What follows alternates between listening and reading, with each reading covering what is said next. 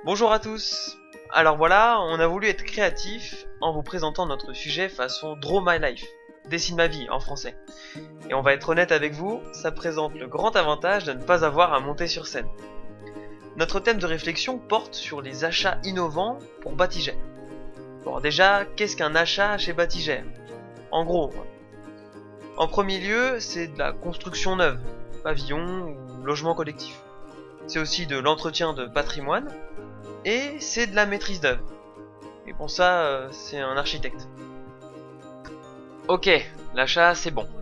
Parlons maintenant de l'innovation. Enfin, plutôt de ce que n'est pas l'innovation dans l'achat. C'est pas une maison sur roulette. C'est pas non plus une chaudière qui se transforme en robot multifonction jusqu'à en oublier de chauffer. Et c'est encore moins un architecte super-héros. Tiens d'ailleurs, est-ce que vous connaissez la différence entre un architecte et un voleur? Eh bien l'architecte ne revient jamais sur les lieux du crime. Du coup, qu'est-ce que l'innovation dans l'achat? Avant tout, c'est un comportement de l'acheteur. C'est se connaître soi-même, savoir se regarder en face dans le miroir. C'est aussi connaître avec précision son besoin. Quand on veut acheter une voiture, a-t-on vraiment besoin d'une Porsche dernier cri? Et surtout, est-ce qu'on peut se l'offrir? L'innovation, c'est être aussi proactif, en allant à la rencontre des fournisseurs, dans les usines. Il faut également savoir se montrer ouvert et à l'écoute du marché. Ça, c'est les petits fournisseurs qui vont chez Batigère apporter leurs idées. Pour innover, il faut créer les conditions favorables à l'innovation. Et comment on fait? Eh bien déjà, on prend le temps de la réflexion. On se pose, on discute. On va programmer son achat dans le temps pour pas se retrouver pressé. On va aussi cibler les achats qui peuvent être concernés par l'innovation. Et surtout, ce qui est important, c'est de désigner un pilote. Un pilote qui va conduire l'achat. Destination, l'innovation. Et là, pour le plaisir, on vous montre comment dessiner un superbe lapin Batigère. Oreille gauche, oreille droite, boucle d'oreille, bip bip.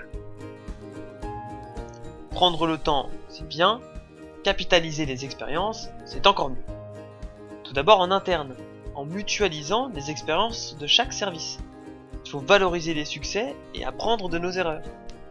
Mais aussi en externe, en interrogeant les entreprises et d'autres acheteurs, pour créer une dynamique d'échange et du lien.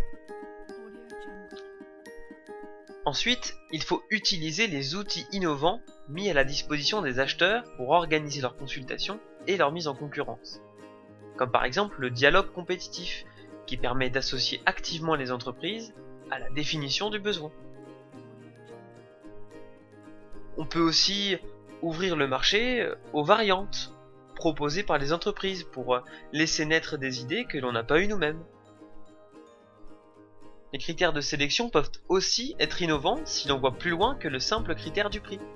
On peut évaluer la responsabilité sociétale de l'entreprise, mais aussi le coût global de l'offre. On s'appuie sur l'innovation pour communiquer mutuellement. C'est la vitrine du savoir-faire. Lorsqu'un procédé innovant a été mis en place avec succès, il faut le faire connaître aux acheteurs, aux prescripteurs, pour favoriser la diffusion d'un meilleur service rendu.